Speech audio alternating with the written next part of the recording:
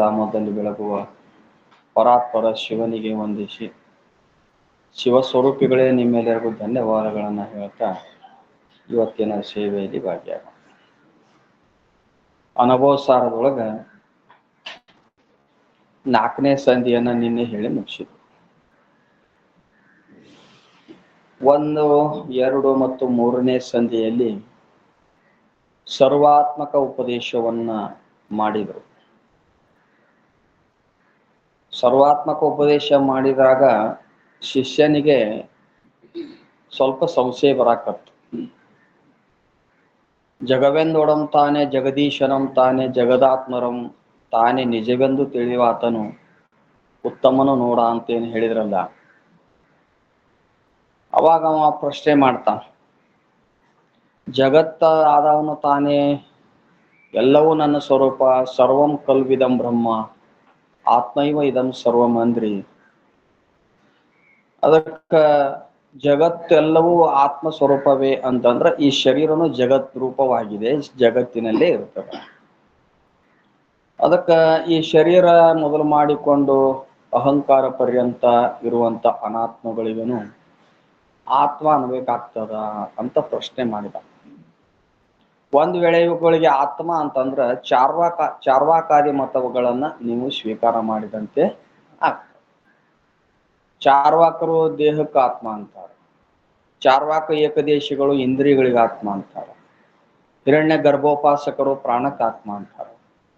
ಹಿಂಗೆಲ್ಲ ಇವುಗಳಿಗೆ ಆತ್ಮ ಅಂದ್ರ ನೀವು ನಿಮ್ಮ ವೇದಾಂತ ಮತವನ್ನ ತಿರಸ್ಕಾರ ಮಾಡಿ ಚಾರ್ವಾಕಾದಿ ಮತಗಳನ್ನು ಸ್ವೀಕಾರ ಮಾಡಿದಂತೆ ಆಗುತ್ತದೆ, ಸಿದ್ಧಾಂತ ಹಾಳಾಗ್ತದೆ ಅಂತ ಅಂದಾಗ, ನೋಡು ಸರ್ವಂ ಕಲ್ವಿದಂ ಬ್ರಹ್ಮ ಅಂತ ನಾವು ಹೇಳಿವಂದ್ರೂ ಕೂಡ ಬಾಧ ಸಮಾನಾಧಿಕರಣ್ಯದಿಂದ ನಾಮರೂಪಗಳನ್ನ ಬಾಧಿಸಿ ನೀ ತಿಳ್ಕೊಬೇಕಾಗಿತ್ತು.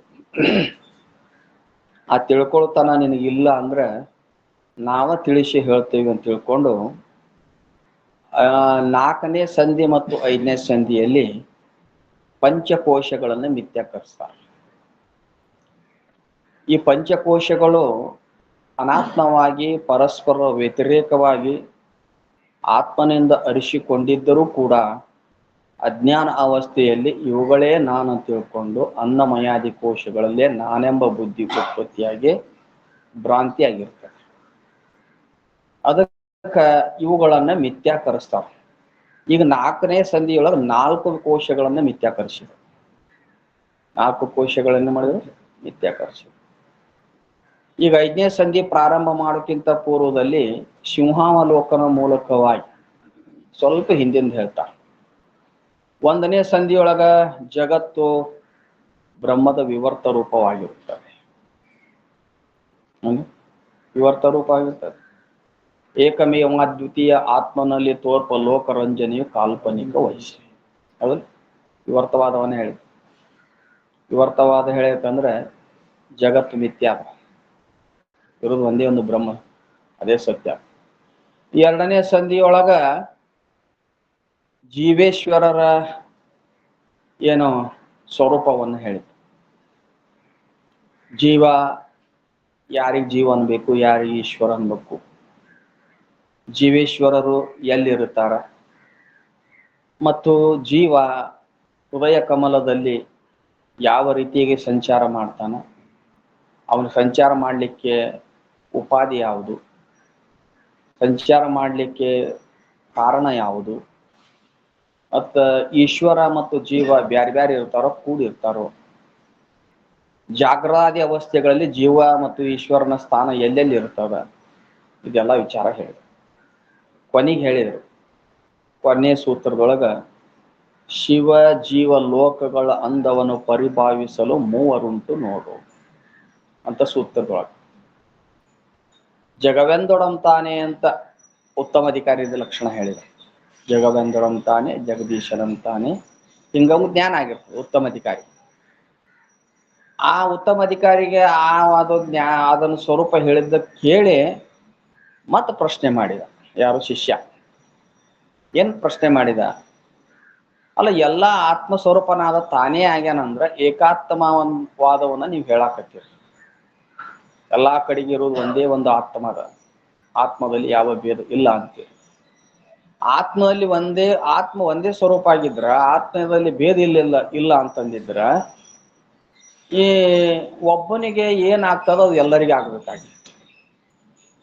ಎಲ್ಲರಲ್ಲಿ ಒಬ್ಬನೇ ತಾನೇ ಅದಾನಂದ್ರ ಒಬ್ಬನಿಗೆ ಸುಖ ಆದ್ರೆ ಎಲ್ಲರಿಗೂ ಸುಖ ಆಗ್ಬೇಕಾಗಿತ್ತು, ಒಬ್ಬನಿಗೆ ದುಃಖ ಆದ್ರೆ ಎಲ್ಲರಿಗ, ಒಬ್ಬನು ಮುಕ್ತನಾದ್ರೆ ಎಲ್ಲರೂ ಮುಕ್ತ ಆಗ, ಪ್ರಯತ್ನ ಮಾಡಲಾರದೆ ಒಬ್ಬವ ಬದ್ಧಿತನಾದ್ರೆ ಆದ್ರೆ ಹಂಗಿಲ್ಲ. ವ್ಯವಹಾರ ಭಿನ್ನವಾಗಿ ತೋರಾಕತ್ತದ ಏನ್ರಿ, ವ್ಯವಹಾರ ಪ್ರತ್ಯಕ್ಷವಾಗಿ ವ್ಯವಹಾರ ಭಿನ್ನವಾಗಿ ತೋರಾಕತ್ತದ.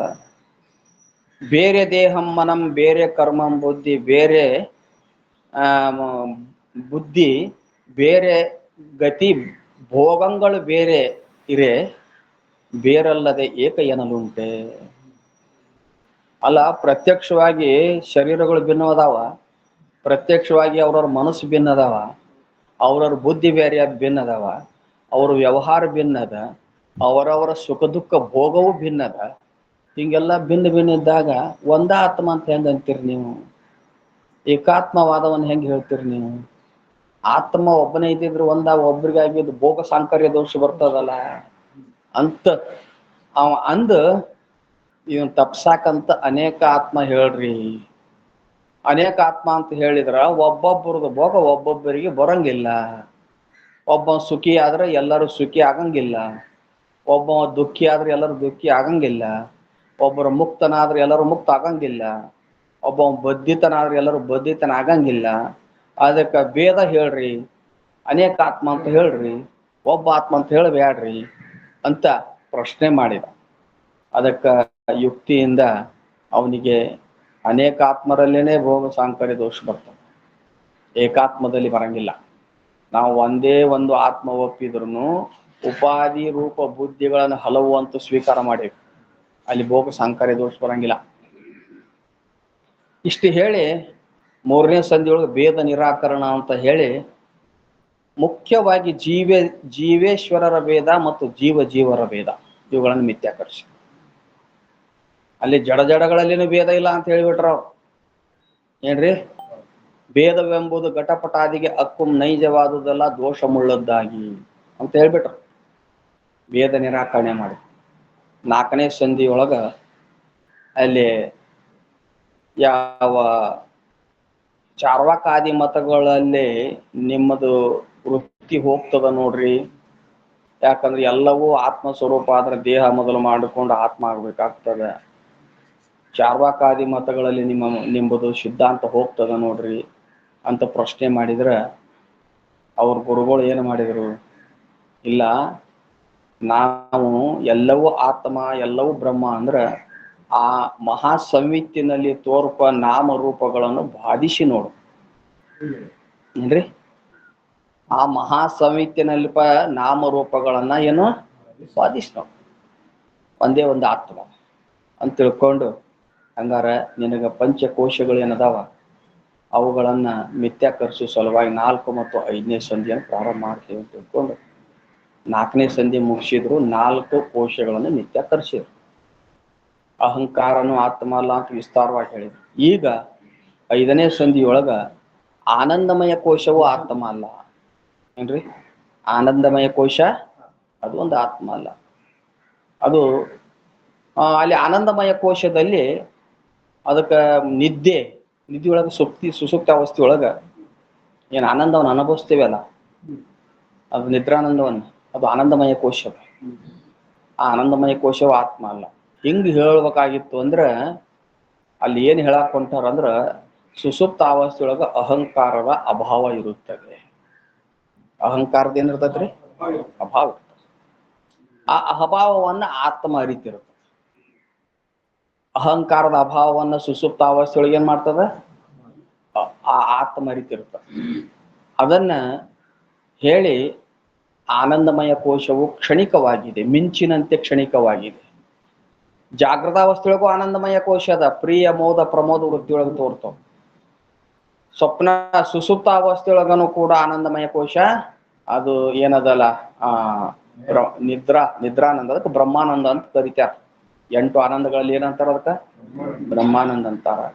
ಅದು ಆತ್ಮ ಅಲ್ಲ. ಯಾಕೆ? ಅದು ಪ್ರತಿಬಿಂಬಿತ ಆನಂದ, ಅದು ಆತ್ಮ ಅಲ್ಲ. ಬಿಂಬರೂಪವಾದ ಒಂದು ಆತ್ಮ ಏನಿದೆ ಅದು ಆನಂದದ ಸ್ವರೂಪವಾಗಿದೆ, ಅದು ಸತ್ಯ.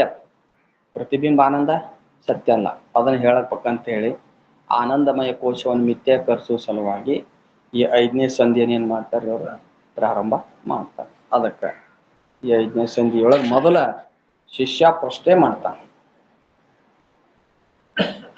ನಿದ್ರೆಯೊಳಗ ಅಹಂಕಾರದ ಅಭಾವ ಐತೆ ಅಂತ ಹೇಳಿದ್ರಿ ಗುರುಗಳೇ, ನೀವೇನ್ ಹೇಳಿದ್ರಿ? ಅಹಂಕಾರವು ಆತ್ಮ ಅಲ್ಲ. ಯಾವಾಗ? 4ನೇ ಸಂಧಿ ಕೊನೆ ಸೂತ್ರದೊಳಗೆ ಏನ್ ಹೇಳಿದ್ರಿ? ಅಹಂಕಾರವು ಆತ್ಮ ಅಲ್ಲ. ಯಾಕ? ಅಹಂಕಾರವು 2 ಅವಸ್ಥೆಯೊಳಗೆ ತೋರ್ತದ. ಆ 3ನೇ ಅವಸ್ಥೆಯೊಳಗ ಸುಸುಪ್ತ ಅವಸ್ಥೆಯೊಳಗೆ ತೋರಂಗಿಲ್ಲ, ಭಾವಗಳಿಂದ ಕೂಡ್ಕೊಂಡದ. ಹೌದಲ್ಲ? 2 ಅವಸ್ಥೆಯೊಳಗ ಭಾವ ರೂಪ ಅದ, ಸುಸುಪ್ತ ಅವಸ್ಥೆಯೊಳಗ ಅಭಾವ. ಅದಕ್ಕೆ ಈ ಅಹಂಕಾರ ಸುಸುಪ್ತ ಅವಸ್ಥೆಯೊಳಗ ಅಭಾವ ಆಗಿರ್ತದೆ. ಅದು ಅಹಂಕಾರ ಆತ್ಮ ಅನ್ನಕ್ ಬರಂಗಿಲ್ಲ. ಅಹಂಕಾರ ಆತ್ಮ ಅಲ್ಲ ಅಂದ್ರೆ ವಿಜ್ಞಾನಮಯ ಕೋಶ ಆತ್ಮ ಅಲ್ಲ. ಅಹಂಕಾರಕ್ಕನೇ ವಿಜ್ಞಾನಮಯ ಕೋಶ ಅಂದಾರ ಅವರು. ಅಹಂಕಾರ ಸಹಿತವಾದಂತ ಜ್ಞಾನೇಂದ್ರಿಯಗಳು ಅಥವಾ ಬುದ್ಧಿ ಸಹಿತವಾದ ಜ್ಞಾನೇಂದ್ರಿಯಗಳಿಗೆ ವಿಜ್ಞಾನಮಯ ಕೋಶ ಅಂತಾರ. ಇಲ್ಲಿ ಅಹಂಕಾರ ತಗೊಂಡ ಏನ್ರಿ ಅಲ್ಲಿ.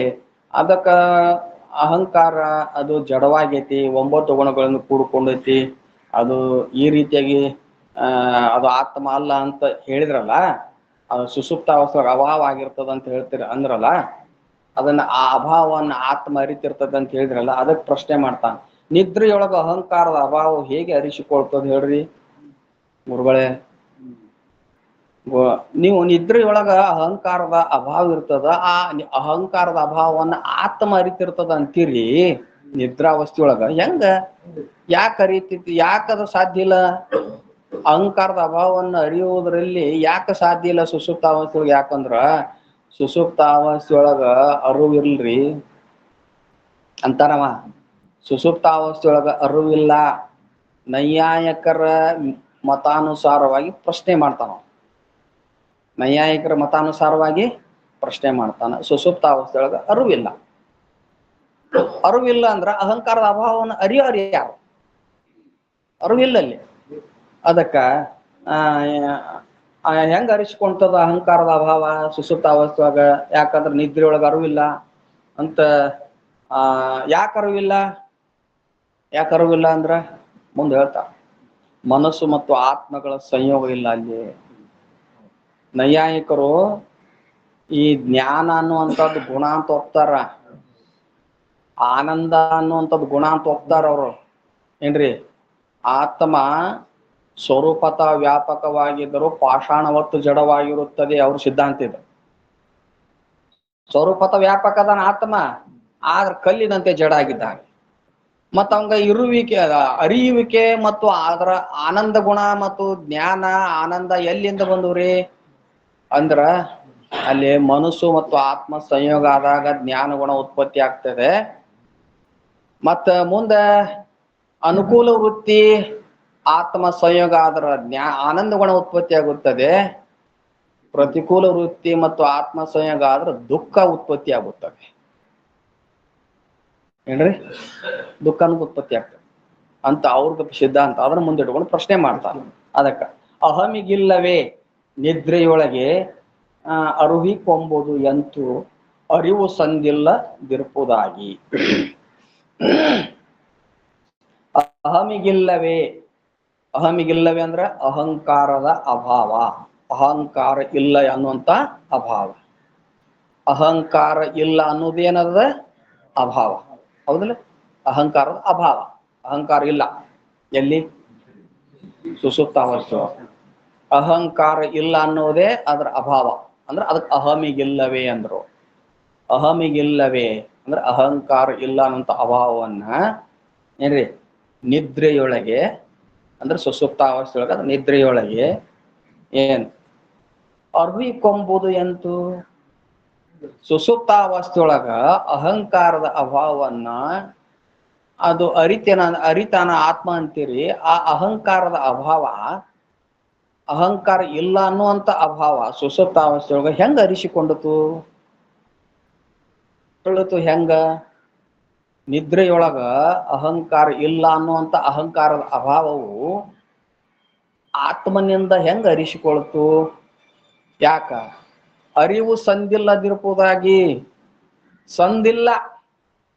ಸಂದಿಲ್ಲ ಅಂದ್ರ ಅರಿವಿಲ್ಲ. ಸಂದಂದ್ರೇನು? ಸಂದಂದ್ರ ಮನಸ್ಸು ಆತ್ಮಗಳ ಸಂಯೋಗ. ಮನಸ್ಸು ಆತ್ಮಗಳ ಸಂಯೋಗಕ್ಕೆ ಏನಂತಾರ? ಸಂದ್ ಅಂತಾರ. ಅಲ್ಲಿ ಸುಸುಪ್ತ ಅವಸ್ಥೆಯೊಳಗೆ ಮನಸ್ಸು ಆತ್ಮಗಳ ಸಂದಿಲ್ಲ ಅಂದ್ರ ಜ್ಞಾನ ಗುಣ ಇಲ್ಲ. ಜ್ಞಾನ ಗುಣ ಇಲ್ಲ ಅಂದ್ರ ಆತ್ಮ ಜಡ ಆಗಿರ್ತಾನ. ಅದಕ್ಕೆ ಆತ್ಮ ಜಡ ಇದ್ರ ಅಹಂಕಾರದ ಅಭಾವವನ್ನು ಯಾರು ಅರಿತರು? ಏನ್ರಿ? ಅಹಂಕಾರದ ಅಭಾವವನ್ನು ಯಾರು ಅರಿತರು ಅವರು ಅಂತ ಪ್ರಶ್ನೆ ಮಾಡ್ತಾರ. ಅದಕ್ಕೆ ಹೇಳ್ತಾರ, ಜಾಗೃತ್ ಮತ್ತು ಸ್ವಪ್ನಾವಸ್ಥೆಯೊಳಗ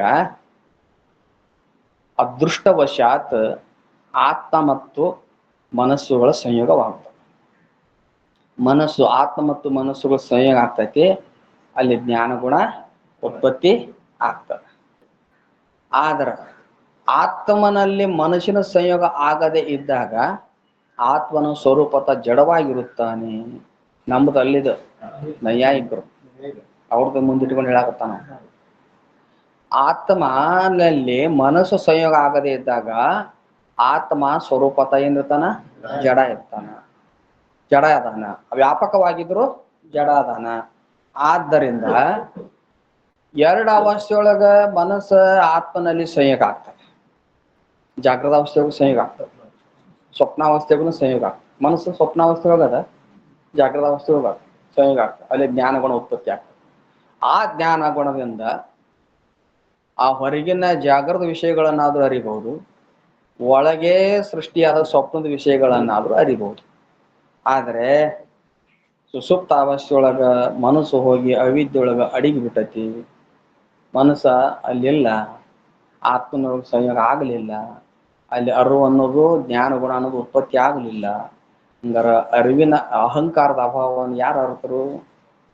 ಯಾರು ಅರ್ಥ ಹೇಳ್ರಿ ನೋಡೋಣ ಅಂತ ಈ ರೀತಿಯಾಗಿ ಅವನು ಅಂತಾನ.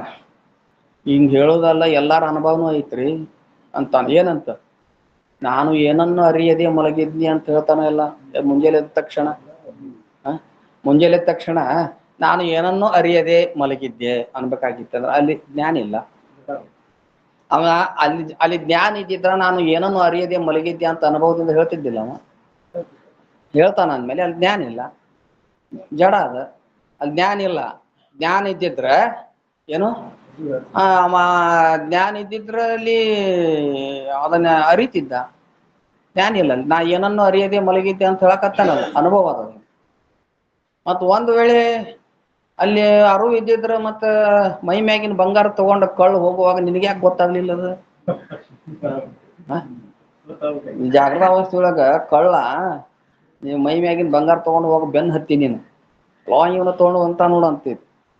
ಅಲ್ಲಿ ಮೈ ಮ್ಯಾಗಿನ ಬಂಗಾರ ತಗೊಂಡು ಹೋಗುವಾಗ ಅಲ್ಲಿ ಆತ್ಮ ಅರು ಸ್ವರೂಪ ಅದಾನಿಲ್ಲ? ಆತ್ಮ ಅದಾನಿಲ್ಲ ಅಲ್ಲಿ? ಅದಾನಿಲ್ಲ. ಮತ್ತ ನೀನಾರ ನಿದ್ದೆ ಮಾಡಕತ್ತಿದ್ವಿ, ಆತ್ಮ ನಿದ್ದೆ ಮಾಡಕತ್ತಿದ್ ನಾನು? ಇಲ್ಲ, ಆತ್ಮ ಅದಾನ. ಇದು ಅದಾನ ಖರೆ. ಮತ್ತ ಅಲ್ಲಿ ಮೈ ಮ್ಯಾಗಿನ ಬಂಗಾರ ತಗೊಂಡು ಹೋಗೋಕೆ ಯಾಕೆ ಗೊತ್ತಾಗ್ಲಿಲ್ಲ? ಯಾಕ ಗೊತ್ತಾಗ್ಬೇಕಾಗಿತ್ತಲ್ಲ ಅರಿವು ಇದ್ದಿದ್ರ? ಅದಕ್ಕೆ ಅವ್ನು ಜಡ ಅದಾನ. ಏನ್ರಿ? ಅವ್ನು ಜಡ ಅದಾನ. ಮತ್ತೇನದಾನ? ಎಲ್ಲರ ಅನುಭವನೂ ಅದ. ನಾನು ಏನನ್ನು ಅರಿಯದೆ ಮಲಗಿದ್ದೆ ಅಂತ ಹೇಳಿದಲ್ಲ. ಹಿಂಗಿದ್ದಾಗ ಅಲ್ಲೇ ಆತ್ಮನಿಗೂ ಮನಸ್ಸಿಗೆ ಸಂಯೋಗ ಇಲ್ಲ. ಅವ್ರದೊಂದು ಪ್ರಕ್ರಿಯೆ ಏನದಂದ್ರ, ಮೊದಲ ಆತ್ಮನಿಗೂ ಮನಸ್ಸಿಗೆ ಸಂಯೋಗ ಆಗ್ತದೆ. ಆಮೇಲೆ ಮನಸ್ಸಿಗೂ ಇಂದ್ರಿಯಗಳಿಗೂ ಸಂಯೋಗ ಆಗ್ತದೆ. ಆಮೇಲೆ ಇಂದ್ರಿಯಗಳಿಗೂ ವಿಷಯಗಳಿಗೂ ಸಂಯೋಗ ಆಗ್ತದೆ. ಮೊದಲು ಸಂಯೋಗ ಆತ ಅಂತ ತಿಳ್ಕೊಡ್ರಿ. ಹಿಂಗ ಸಂಯೋಗ ಆ ರೀತಿ ಪ್ರಕ್ರಿಯೆಯಿಂದ ವಿಷಯಗಳ ಜ್ಞಾನ. ಮೊದಲ ಆತ್ಮನಿಗೆ ಮನಸ್ಸಿಗೆ ಸಂಯೋಗ ಆತಂದ್ರೆ ಜ್ಞಾನ ಗುಣ ಉತ್ಪತ್ತಿ ಆಗ್ತದೆ. ಆ ಮನಸ್ಸು ಎಲ್ಲೇ ಇಂದ್ರಿಯಗಳಿಗೆ ಸಂಯೋಗ ಆಗ್ತದೆ. ಆ ಇಂದ್ರಿಯಗಳು ವಿಷಯಗಳಿಗೆ ಸಂಯೋಗ ಆಗ್ತದೆ. ಇಂದ್ರಿಯಗಳಿಗೂ ವಿಷಯಗಳಿಗೂ ಸಂಯೋಗ ಸಂಬಂಧ ಅದ. ಇಂದ್ರಿಯಗಳಿಗೂ ವಿಷಯಗಳಿಗೂ ಸಂಯೋಗ ಸಂಬಂಧ ಇರ್ತದೆ. ಆ ವಿಷಯಗಳಲ್ಲಿ ಒಂದು ರೂಪ ಇರ್ತದೆ. ಇದು ಘಟ ಅಂದೀವಿ ನಾವು. ಘಟದಲ್ಲಿ ಒಂದು ರೂಪ ಇರ್ತದೆ.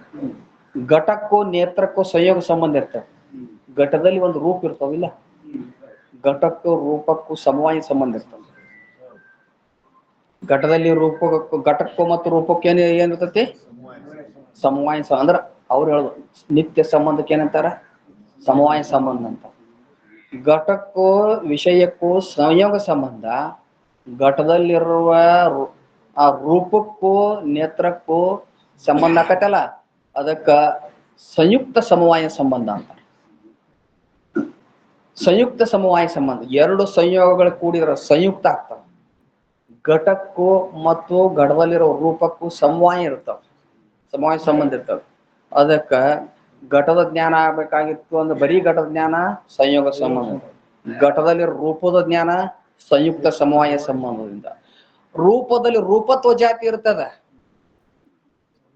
ರೂಪದಲ್ಲಿ ರೂಪತ್ವ ಜಾತಿ ಇರ್ತದಲ್ಲ, ಅದು ಸಂಯುಕ್ತ ಸಮವೇತ ಸಮವಾಯ ಸಂಬಂಧ. ಏನ್ರಿ? ಸಂಯುಕ್ತ ಸಮವೇತ ಸಮವಾಯ ಸಂಬಂಧ. ಎರಡು ಸಮವಾಯಗಳು ಸೇರಿದ್ರೆ ಸಮವೇತ ಆಗ್ತವೆ. ಒಂದು ಘಟತ್ವ ಜಾತಿ, ಒಂದು ರೂಪತ್ವ ಜಾತಿ.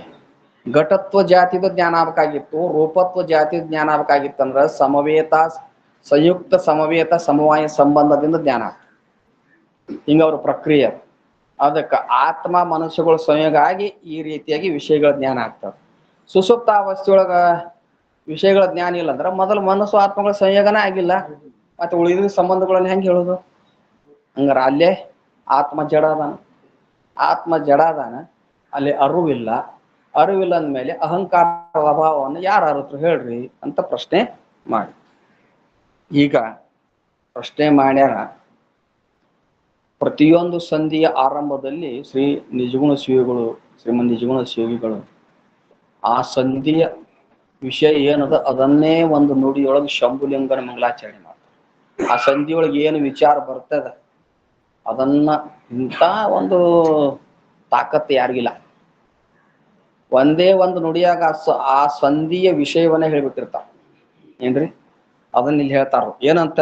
ಶಂಭುಲಿಂಗನ ಮಂಗಲ ಮಾಡುವಾಗ, ಅಳಿಯದುಳಿಯದ ಮರವೆದಳೆಯದ ಎಚ್ಚರದ ಕಳವಳಿಸದ ಅರಿವೇ ನಿಜವಾದ ಶಂಭು ಪದ ನಳಿನ ಮಂ ಕೂರ್ತು ನತನಪ್ಪೆ.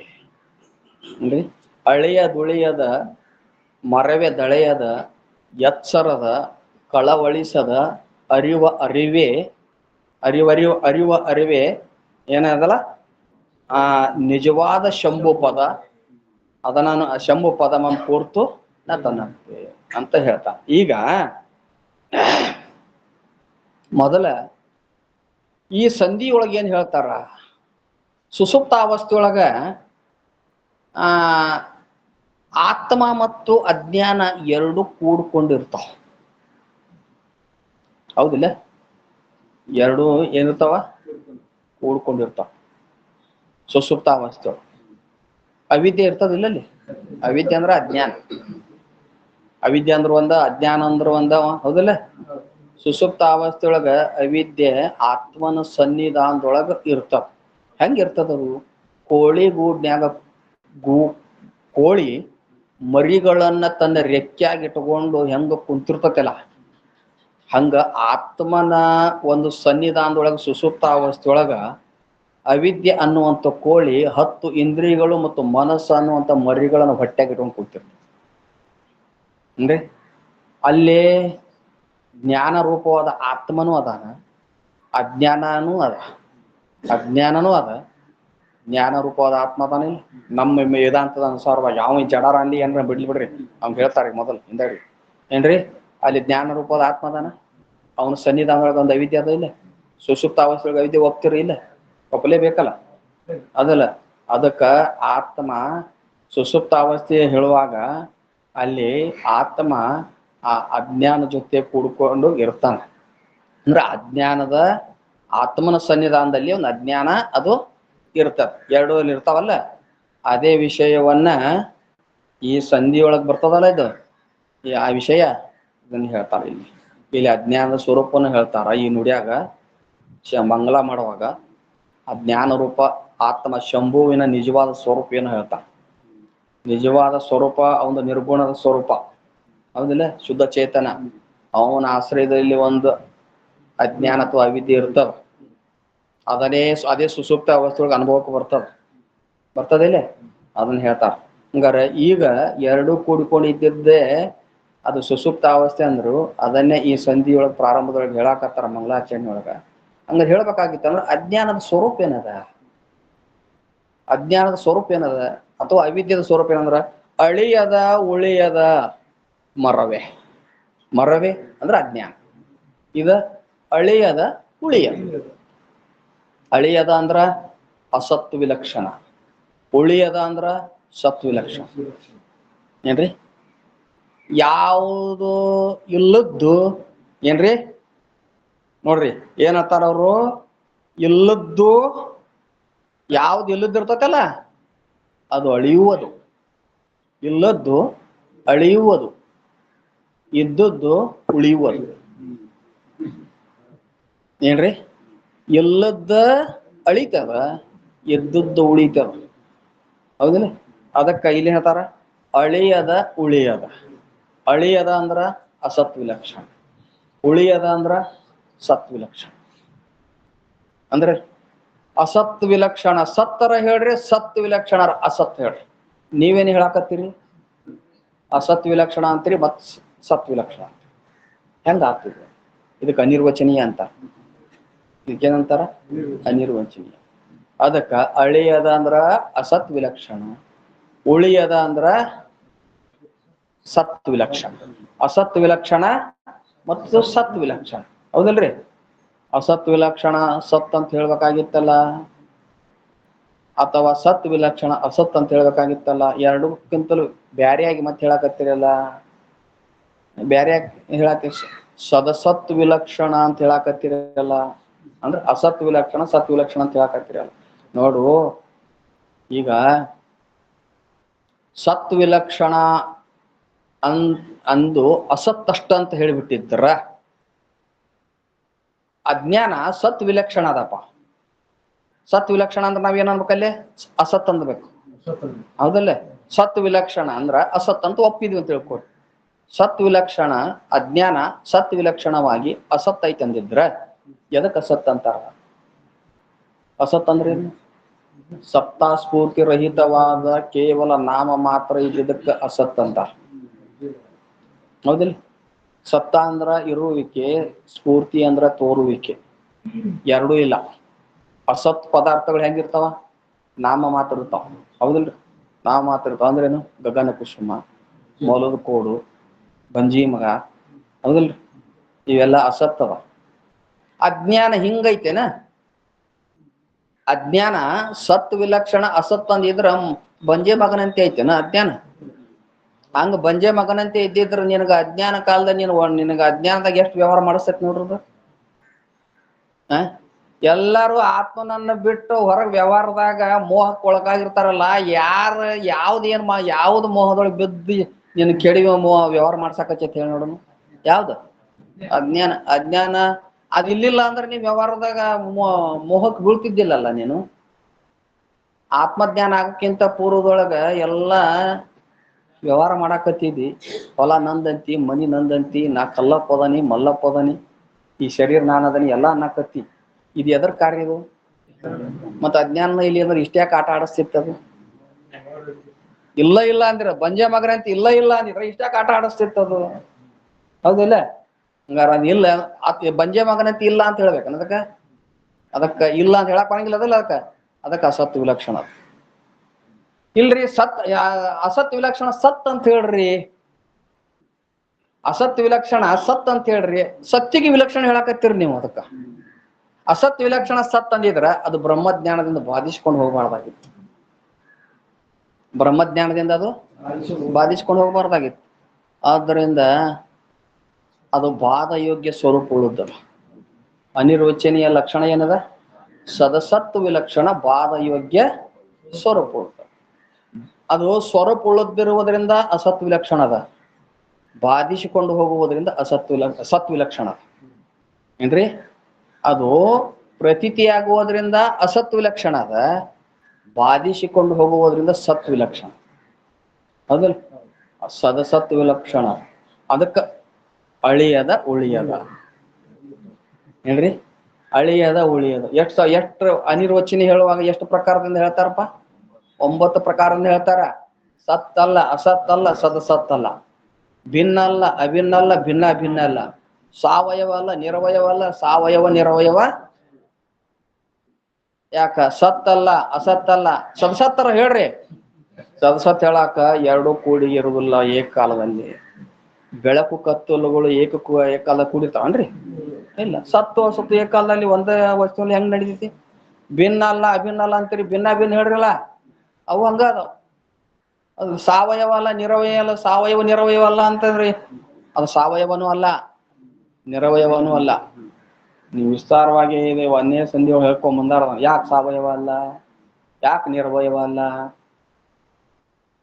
ನೋಡ್ರಿ. ಹಿಂಗೆಲ್ಲ ಹೇಳ್ಯಾರ ವಿಸ್ತಾರ ಪೂರ್ವಕವಾಗಿ. ಅಲ್ಲಿ ಈಗ ಅಷ್ಟು ಬ್ಯಾಡ, ಈಗ ಬರೇ ಸತ್ತು ಅಸತ್ತು ಅಷ್ಟ ಹೇಳ್ಯಾರಿ. ಅಷ್ಟು ಹೇಳ್ಯಾರ ಅಂದ್ರೆ 9 ಪ್ರಕಾರ ಅಂತ ನಾವು ತಿಳ್ಕೊಬೇಕು. ಹೌದಲ್ಲ? ಯಾವ್ದು ಉತ್ಪತ್ತಿ ಆಗಿರುತ್ತದೆಯೋ ಅದು ಸಾವಯವ ಇರುತ್ತೆ. ಯಾವ್ದು ಉತ್ಪತ್ತಿ ಹೇಳಕ್ ಬರೋದಿಲ್ಲ ಅದಕ್ಕ, ಅದು ಸಾವಯವ ಅಲ್ಲ. ಅಜ್ಞಾನ ಉತ್ಪತ್ತಿ ಆಗೈತೆ. ಅಜ್ಞಾನ ಉತ್ಪತ್ತಿ ಆಗಿದ್ರೆ ಅನಾದಿ ಸಟ್ಕದಲ್ಲಿ ಅದಕ್ಕೆ ಅನಾದಿ ಅಂತ ಯಾಕೆ ಹೇಳ್ತಿದ್ರು? 6 ಅನಾದಿಗಳನ್ನ ಹೇಳ್ಯಾರಿಲ್ರಿ. ಅದ್ರಾಗ ಒಂದು ಅನಾದಿ ಅಜ್ಞಾನದ ಇಲ್ಲ. ಅದಕ್ಕೆ ಉತ್ಪತ್ತಿ ಆಗಿದ್ರ ಅದಕ್ಕೆ ಅನಾದಿ ಅನ್ಬಾರ್ದಾಗಿತ್ತು. ಹಂಗ ಸಾವಯವ ಅಲ್ಲ, ಉತ್ಪತ್ತಿ ಆಗಿದ್ದು ಸಾವಯವ ಇರುತ್ತೆ. ಮತ್ ನಿರವಯವ ಅಂತ ಹೇಳ್ರಲ್ಲ. ಹಂಗಾರ ನೀವು ಅನಾದಿ ಅಂದಿರಿ ಅಂದ್ಮೇಲೆ ಉತ್ಪತ್ತಿ ಇಲ್ಲ ಅಂದ್ರೆ ನಿರವಯವರ ಹೇಳ್ರಲ್ಲ. ನಿರವಯವ ಹೇಳಾಕ್ ಬರಂಗಿಲ್ಲ. ಯಾಕಂದ್ರ ಯಾವುದ್ರಿಂದ ಉತ್ಪತ್ತಿನೂ ಆಗಿಲ್ಲ, ಯಾವುದ್ರ ಉತ್ಪತ್ತಿಗೂ ಕಾರಣ ಆಗಿಲ್ಲ, ಅದು ನಿರವಯವ ಇರುತ್ತೆ. ಉತ್ಪತ್ತಿನೂ ಆಗಿರಬಾರ್ದು, ಉತ್ಪತ್ತಿಗೆ ಕಾರಣನೂ ಆಗಿರಬಾರ್ದು. ಆದ್ರೆ ಬ್ರಹ್ಮ ಯಾವುದರಿಂದ ಉತ್ಪತ್ತಿನೂ ಆಗಿಲ್ಲ, ಯಾವುದ್ರ ಉತ್ಪತ್ತಿ ಕಾರಣನೂ ಆಗಿಲ್ಲ. ಅದ್ ಹೆಂಗದ? ಸನ್ನಿಧಾನ ಮಾತ್ರ ಅದ. ಅದಲ್ಲ ಸನ್ನಿಧಾನ. ಆದರೆ ಮಾಯೆಯು ನಿರವಯವ ಯಾಕೆ ಹೇಳಕತ್ತಿಲ್ಲ ಅಂದ್ರ, ಮಾಯೆ ಪರಿಣಾಮ ಹೊಂದಿ ಜಗದಾಕಾರವಾಗಿ ತೋರೈತಿ. ಇದರಿಂದ ಮಾಯೆಯಿಂದ ಈ ಜಗತ್ತು ತೋರೈತಿ. ಇದಕ್ಕೆ ಹೆಂಗ್ ನಿರವಯವ ಅನ್ಬೇಕು? ಅದು ಒಂದೇ ಸಂಧಿ ಒಳಗ ಯಾರು ಅದಕ್ಕೇನು ಹೇಳ್ತಾರ? ಅಳಿಯದ ಉಳಿಯದ ಅಂದ್ರ ಸತ್ತುನು ಅಲ್ಲ, ಅಸತ್ತುನು ಅಲ್ಲ. ಅಂದ್ರ ಅಸತ್ತು ವಿಲಕ್ಷಣ, ಸತ್ತು ವಿಲಕ್ಷಣ, ಸದಸತ್ತು ವಿಲಕ್ಷಣ. ಮರವೇ ಹಿಂಗೈತಿ ಅಂದ್ರೆ ಅನಿರ್ವಚನೀಯ, ಬಾಧ ಯೋಗ್ಯ ಸ್ವರೂಪ ಉಳ್ದ. ಹೌದಲ್ಲ? ಬಾಧಿಸ್ಕೊಂಡು ಹೋಗ್ತಾವ, ಪ್ರತೀತಿ ಆಗ್ತದ, ಬ್ರಹ್ಮಜ್ಞಾನದಿಂದ ಬಾಧಿಸ್ಕೊಂಡು ಹೋಗ್ತಾವ. ಈ ಮರವೇ ಅದಲ್ಲ, ಇಂಥ ಮರವೇ ಅಂದ್ರೆ ಅನಿರ್ವಚನೀಯವಾದ ಮರವೇ ಅಜ್ಞಾನ ಎಲ್ಲೈತಿ? ಸುಸುಪ್ತಾವಸ್ಥೆಯೊಳಗ ಆತ್ಮನಲ್ಲಿ ಆಶ್ರಯ ಪಡ್ಕೊಂಡೈತಿ. ಈ ಸಂಧಿ ಅಭಿಪ್ರಾಯ. ಹೌದಲ್ಲ? ಹೌದು. ಅಳಿಯದ ಉಳಿಯದ ಮರವೇ, ಅಂತ ಮರವೇ ದಳೆಯದ ಅರಿವು. ಅರಿವು ಹೆಂಗೈತಿ? ಚೇತನ. ಅಜ್ಞಾನಕ್ಕೆ ಏನಾರ ಸಂಬಂಧ ಐತ್ಯಾ? ಅಜ್ಞಾನ ಅದರಲ್ಲಿ ಆಶ್ರಯ ಪಡ್ಕೊಂಡ್ರು ಅಜ್ಞಾನ ಏನಾರ ಅದ್ರ ಸ್ವರೂಪದೊಳಗೆ ಪ್ರವೇಶ ಆಗೈತೆ? ಹೌದಿಲ್ಲ? ನೋಡ್ರಿ, ಅದಕ್ಕ ಅಂತ ಮರವೇ ದಳೆಯದ ಅಂದ್ರ ಅದಕ್ಕ ಆ ಮರವೇ ಸಂಬಂಧ ಆಗಂಗಿಲ್ಲ. ಅದಕ್ಕೆ ಅಜ್ಞಾನದ ಸಂಬಂಧ ಆತ್ಮನಿಗಿಲ್ಲ. ಅಲ್ಲೇ ಅದನ್ನ ಆಶ್ರಯ ಮಾಡಿಕೊಂಡ್ರು ಅದಕ್ಕ ಮರವೇ ಹೊದ್ದದ ಮೊದಲರಿವು ದೋರದ ಬರಿದಾಗದ ಇದುರಿಟ್ಟು ಕಾಣಿಸದ ಮೆರದೇಕ ರಸವಾದ ಸ್ವರೂಪ ಅಂದ ಜ್ಞಾನ ಪ್ರತಿಭಾಸ ಮಾತು ಹೇಳ್ತಾರೆ. ಮರವೇ ದಳೆಯದ ಏನ್ರಿ ಅದಕ್ಕೆ ಹೇಳ್ತಾರ, ಮರವೇ ಹೊದ್ದದ ಮೊದಲರಿವು ದೋರದ. ಮರವೇ ಹೊದ್ದದ ಮೊದಲರಿವು ದೋರದ. ಮರವೇ ಹೊದ್ದದ ಅಂದ್ರ ಅಜ್ಞಾನದ ಸಂಬಂಧನೂ ಅದಕ್ಕಿಲ್ಲ ಏನ್ರಿ. ಮತ್ತ ಅಂತಃಕರಣದಲ್ಲಿ ಉತ್ಪತ್ತಿ ಆಗುವಂತ ಜ್ಞಾನದ ಸಂಬಂಧನೂ ಅದಕ್ಕಿಲ್ಲ. ಅಂತಃಕರಣದಲ್ಲಿ ಉತ್ಪತ್ತಿ ಆದಂತ ಜ್ಞಾನಕ್ಕೂ ಜ್ಞಾನವಾಗಿ ಅದಿರ್ತದ. ಅಂತಃಕರಣದಲ್ಲಿ ಉತ್ಪತ್ತಿ ಆಗುವಂತ ಜ್ಞಾನವನ್ನು ಬೆಳಗತಾ ಬೇರೆ ಇರ್ತದ, ಸಾಕ್ಷಿಯಾಗಿರ್ತದ. ಹೌದಿಲ್ಲ? ನಿನಗ್ ಬ್ರಹ್ಮಜ್ಞಾನ ಆಗೈತಿ ಅಂದ್ರೆ ಬ್ರಹ್ಮಜ್ಞಾನ ಆತ್ಮನಿಗಾಗೈತೇನ? ಬ್ರಹ್ಮಜ್ಞಾನ ಆತ್ಮನಿಗಾಗಿಲ್ಲ, ನಿನ್ನ ಅಂತಃಕರಣ ಸಹಿತವಾದ ಚಿದಾಭಾಸನಿಗೆ. ಆ ಚಿದಾಭಾಸ ಸಹಿತವಾದ ಅಂತಃಕರಣ ಬ್ರಹ್ಮಾಕಾರದ ವೃತ್ತಿಯನ್ನ ಆತ್ಮ ಬೆಳಗ್ತಿರ್ತದೆ. ಅಂದ್ರ ಮರವೆಗೂ ಸಂಬಂಧ ಇಲ್ಲ ಅದು ಆತ್ಮ. ನಿನಗ್ ಬ್ರಹ್ಮಜ್ಞಾನರ ಆಗಲಿ ವ್ಯವಹಾರ ಜ್ಞಾನರ ಆಗಲಿ, ನೀನು ವ್ಯವಹಾರ ಜ್ಞಾನಕ್ಕ ಬ್ರಹ್ಮಜ್ಞಾನಕ್ಕ ಸಂಬಂಧ ಇಲ್ಲ, ನೀನು ವ್ಯವಹಾರ ಜ್ಞಾನಕ್ಕೇನು ಸಂಬಂಧ ಇರ್ತದ ಆತ್ಮ? ನೀವ್ ವ್ಯವಹಾರ ಜ್ಞಾನ ಮಾಡ್ಕೊಂತೀವಿ, ಘಟ ಜ್ಞಾನ ಮಾಡ್ಕೊಂತೀವಿ, ಪಟ ಜ್ಞಾನ ಮಾಡ್ಕೊಂತಿದಿ. ಹೌದಿಲ್ಲ? ಈ ವಿಜ್ಞಾನರ ಆಗಿರ್ತಿ, ಎಂಜಿನಿಯರ್ ಆಗಿರ್ತಿ, ಇವೆಲ್ಲ ಲೌಕಿಕ ಜ್ಞಾನ ಅದಲ್ಲ. ಈ ಲೌಕಿಕ ಜ್ಞಾನನು ಆತ್ಮನಿಗೆ ಸಂಬಂಧ ಇಲ್ಲ. ಆತ್ಮನಲ್ಲಿ ಏನ್ ಇಲ್ರಿ, ಅದು ವ್ಯವಹಾರನ ಇಲ್ಲದಕ್ಕ ಇಲ್ಲಿಲ್ಲ ಅಂದ್ರೆ ಯಾವ್ದು ನಡೆಯಂಗಿಲ್ಲ ನೋಡಿ. ಇಲ್ಲಿಲ್ಲ ಅಂದ್ರೆ ಏನ್ ನಡೆಯಂಗಿಲ್ಲ, ಅದರಲ್ಲಿ ಯಾವ್ದು ಪ್ರವೇಶನೂ ಇಲ್ಲ.